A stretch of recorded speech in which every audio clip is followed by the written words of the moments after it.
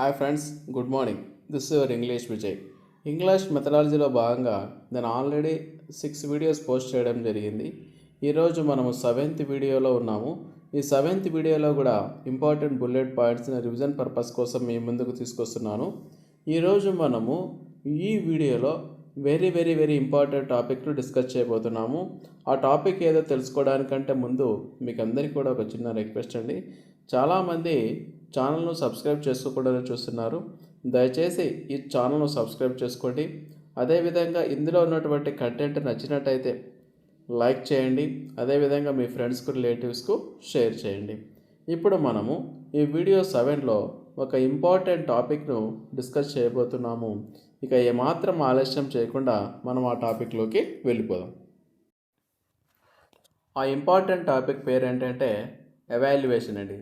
Very very very very important topic. ఓకేనా అండి. ఇందులో first point, evaluation should be seen as an integral part of the teaching and learning process. Very very important point అండి. ఈ first పాయింట్లో మీరు బాగా గుర్తుంచుకోవాల్సినటువంటి word ఏదంటే integral part. Evaluation అనేది, మూల్యాంకనం అనేది టీచింగ్ అండ్ లెర్నింగ్ ప్రాసెస్లో ఒక అంతర్భాగము. ఇంటిగ్రల్ పార్ట్ అనే వర్డ్ను బాగా గుర్తుంచుకోండి. Second point, the factors that influence evaluation మూల్యాంకనం మీద ప్రభావం చూపే కారకాలేవి. వెరీ వెరీ ఇంపార్టెంట్ అండి. Number 1, teaching learning process, syllabus, materials, class room procedures, teacher inputs such as aptitude, training, experience and the students inputs. Students inputs అంటే students ఇచ్చేటువంటి response అండి. అది ఓరల్గా కావచ్చు, రిటర్న్గా కావచ్చు. మూల్యాంకనం మీద ప్రభావం చూపే అంశాలు ఏంటండి? టీచింగ్ లెర్నింగ్ ప్రాసెస్, తర్వాత మనం పిల్లలకి చెప్పే సిలబస్, పిల్లల కోసం వాడే మెటీరియల్, క్లాస్ రూమ్లో జరిగే ప్రొసీజర్ పద్ధతి, టీచర్ యొక్క ఇన్పుట్స్ అంటే టీచర్ యొక్క అభిరుచి, తర్వాత టీచర్ తీసుకున్నటువంటి ట్రైనింగు, ఆ టీచర్కి ఉన్నటువంటి ఎక్స్పీరియన్సు, తర్వాత విద్యార్థి ఇచ్చేటువంటి ఇన్పుట్స్ అంటే వాళ్ళ యొక్క రెస్పాన్స్. ఇవన్నీ కూడా ఎవాల్యుయేషన్ మీద ప్రభావము చూపిస్తాయి. Next, concepts and process of evaluation topic గురించి చూద్దాం. Third point, evaluation involves the interpretation of what is measured, the description of behavior in terms of numbers, value judgments about the things described. Evaluation అంటే అందులో ఏమేమి ఇమిడి ఉంటాయంటే, what is measured, మనం ఏదైతే కొలిచినామో దాన్ని వ్యాఖ్యానించాలి. అంటే ఏం లేదండి, చెప్పడం ఎలా ఆ విద్యార్థి యొక్క పర్ఫార్మెన్స్ ఎలా ఉంది అని మనం ఇంటర్ప్రిటేషన్ చేయడమే ఎవాల్యుయేషన్.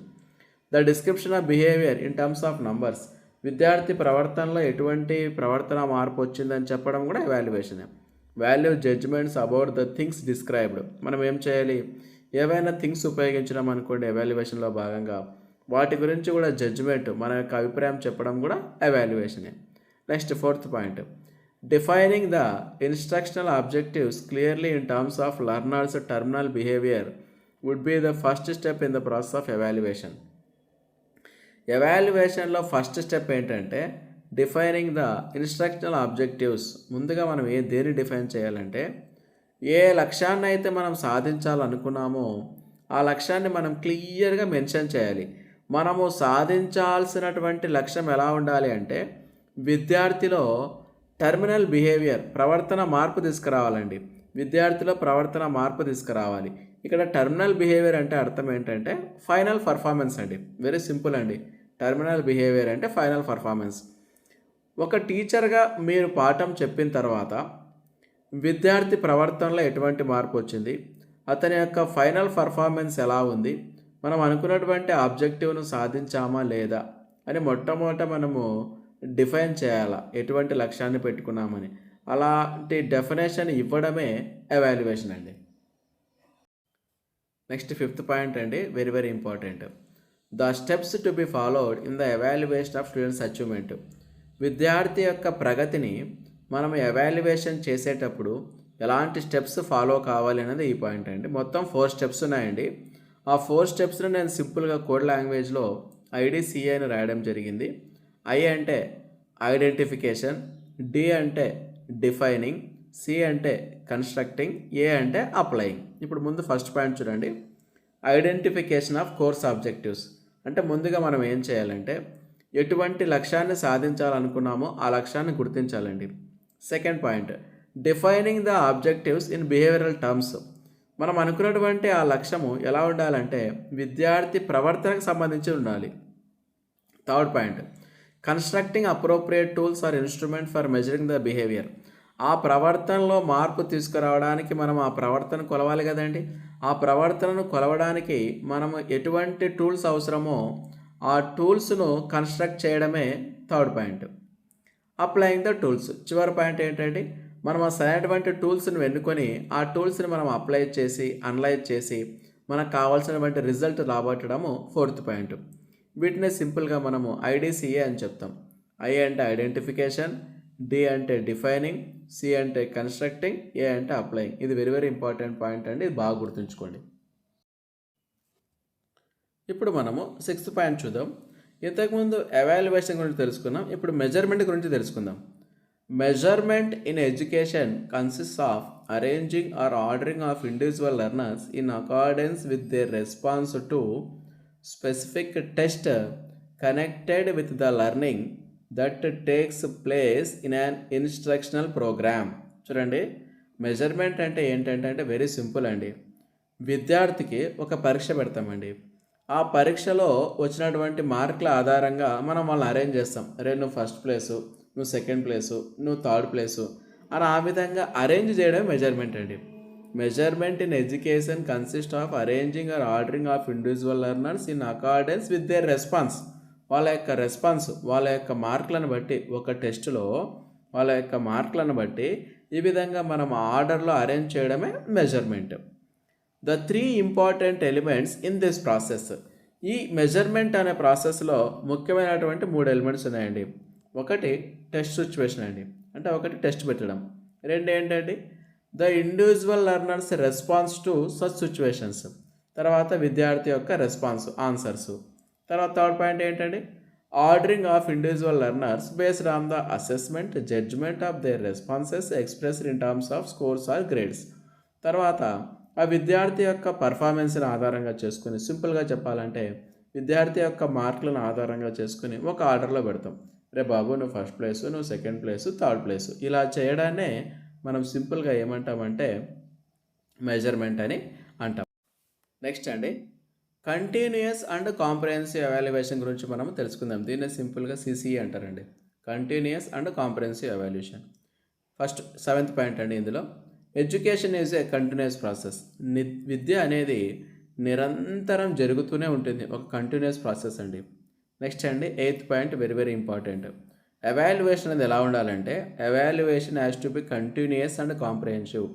అంటే మూల్యాంకనం అనేది నిరంతరం జరుగుతూ ఉండాలి, దాంతోపాటు కాంప్రహెన్సివ్గా ఉండాలి. కాంప్రహెన్సివ్ అంటే ఏం లేదండి, వెరీ సింపుల్, అన్నిటిని కలుపుకోవాలి. అంటే కేవలం విద్యార్థి యొక్క మార్కులనే కాకుండా అంతకు మించి మిగతా వాటిని కూడా కలుపుకోవాలి. ఆ మిగతా వాటిని ఏం కలుపుకోవాలి అనేది మనం నెక్స్ట్ చూద్దామండి. నేను మీకు ఇంతకుముందే చెప్పాను కదండి 8th పాయింట్లో కాంప్రహెన్సివ్ ఎవాల్యుయేషన్ అంటే ఏంటి, చదువుని మాత్రమే కాకుండా మిగతా వాటిని కూడా కలుపుకోవాలని. ఆ మిగతావి ఏంటో ఇప్పుడు చూద్దాం. Comprehensive evaluation means that evaluation should not concern it self only with knowledge, but it shall also take into account the factors that are inherent in students' growth, such as skills, understanding, appreciation, interest, attitude, habits. చూడండి, comprehensive evaluation అంటే మనం విద్యార్థి యొక్క నాలెడ్జ్ని మాత్రమే చూడడం కాదు, అంతకు మించి మిగతా వాటిని కూడా చూడాలి.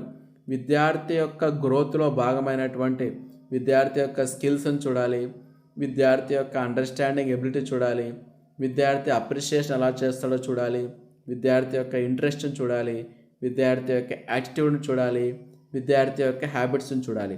వీటన్నిటిని కూడా మనం గమనించినాం అనుకోండి, ఎవాల్యుయేట్ చేసినాం అనుకోండి, అది ఎటువంటి ఎవాల్యుయేషన్ అవుతుంది, కాంప్రహెన్సివ్ ఎవాల్యుయేషన్ అవుతుంది. అంటే కాంప్రహెన్సివ్ ఎవాల్యుయేషన్ అంటే కేవలం నాలెడ్జ్ మాత్రమే కాదు, అంతకు మించి అన్నిటిని కూడా కొలవడమే comprehensive evaluation. 10th point, evaluation should cover all the learning experiences of the learner in curricular as well as co curricular areas.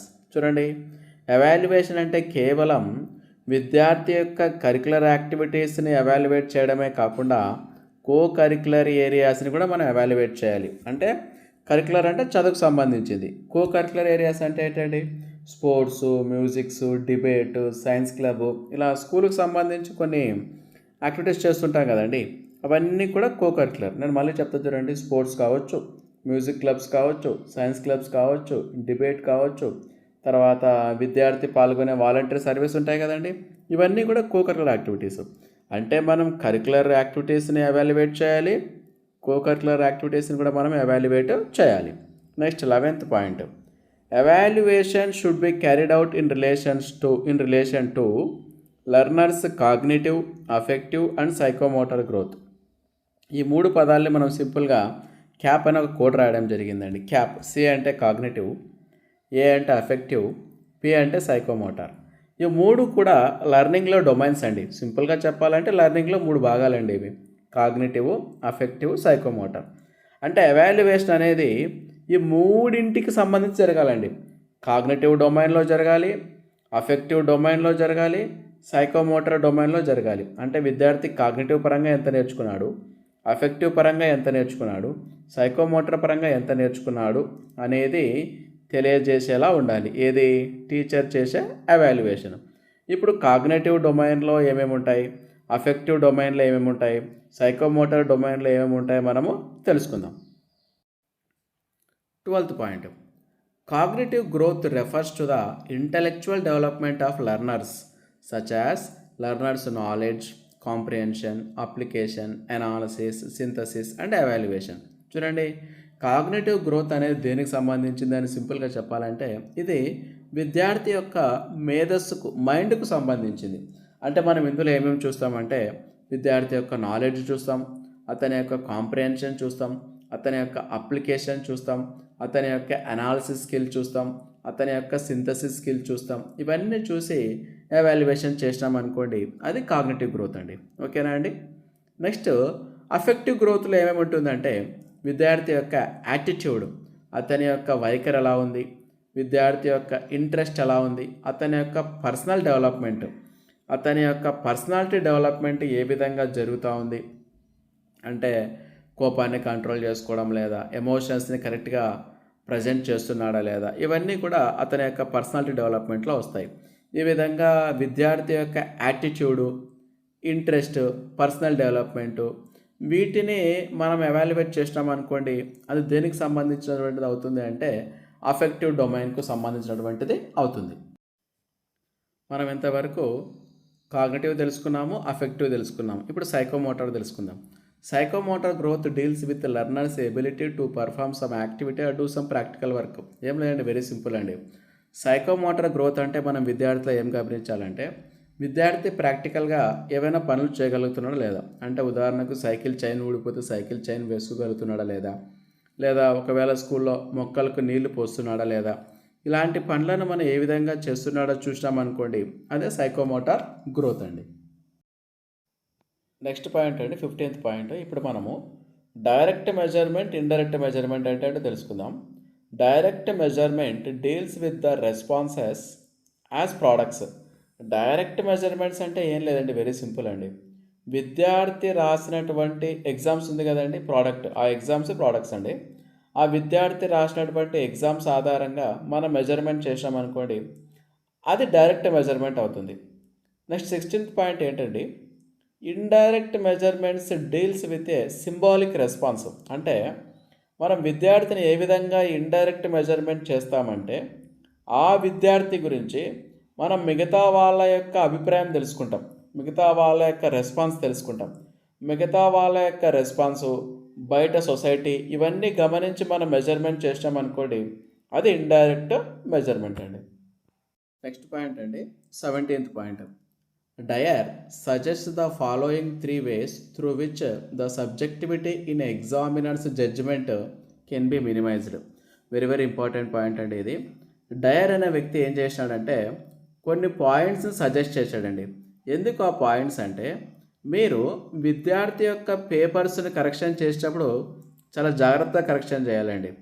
Fact, విద్యార్థి ఆన్సర్ ఫ్యాక్ట్ వాస్తవంగా రాస్తే మార్కులు వేయాలి, అంతేగాని మీ సొంత అభిప్రాయాలకి, మీ సొంత ఐడియాస్కి విలువ ఇవ్వకూడదు. ఈ విధంగా తప్పు చేస్తారనుకోండి, మీరు రీసెంట్గా చూసే ఉంటారు, కొంతమంది విద్యార్థులు 10th క్లాస్లో తక్కువ మార్కులు వచ్చినాయని రీవెరిఫికేషన్ రీవాల్యుయేషన్ పెట్టినారు. తర్వాత వాళ్ళకి మార్కులు ఎక్కువ రావడం వల్ల టీచర్ సస్పెండ్ చేయడం కూడా జరిగింది. ఒక 2 రోజుల క్రితం మీరు వార్తల్లో చూసే ఉంటారు కదా.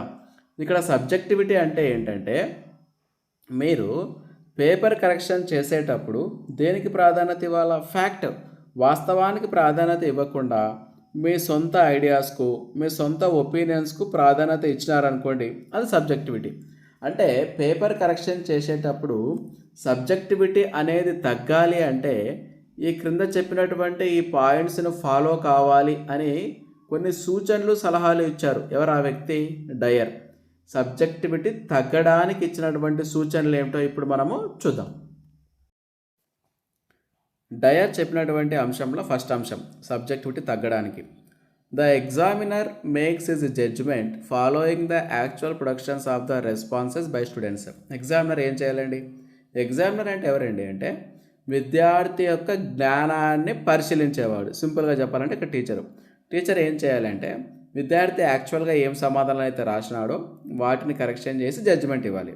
Second point, the examiner anticipates what the response to the test situation will be and makes his statement.